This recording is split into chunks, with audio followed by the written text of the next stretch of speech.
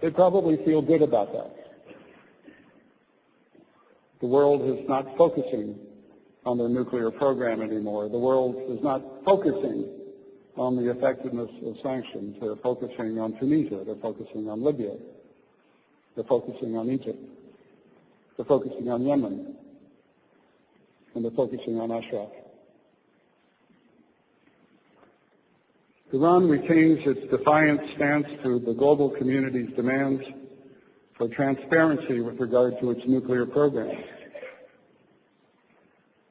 They continue to get away with being a net exporter of terror through Hamas, Hezbollah, and other surrogates, and they have done so since 1983 in Lebanon. That I'm certain of.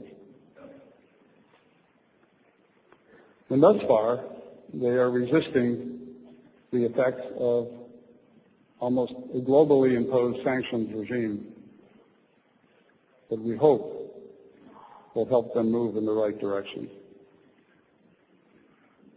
They demonstrate an alarming and growing influence over the government of Iraq. That is worrisome. It is also an insult to the sacrifice made by many nations to try to give the people of Iraq a better future under a democratically elected government. The exchange of prisoners agreement that went between Iraq and Iran was announced the other day, and also the decision by the government of Iraq for the residents of Camp Ashraf to leave Iraq by year's end was announced. You can be sure, we can all be sure, that Iran is working very hard to ensure that Tunisia, Egypt, and Libya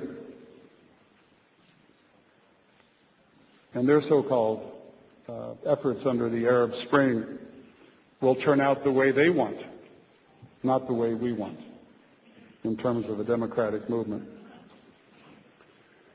But let us hope and let us pray that, on the other hand, things in Iraq and Iran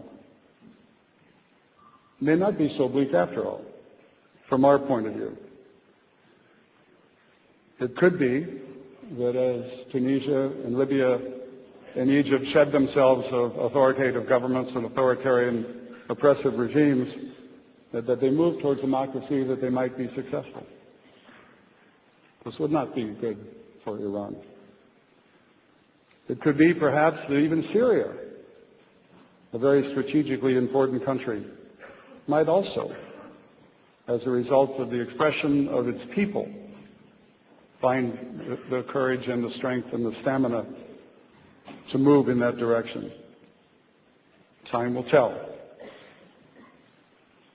It could also be that the same spark that lit the fuse of freedom in these countries that I just mentioned, and despite the brutality and the oppression of the regime in Iran, will be ignited in Iran.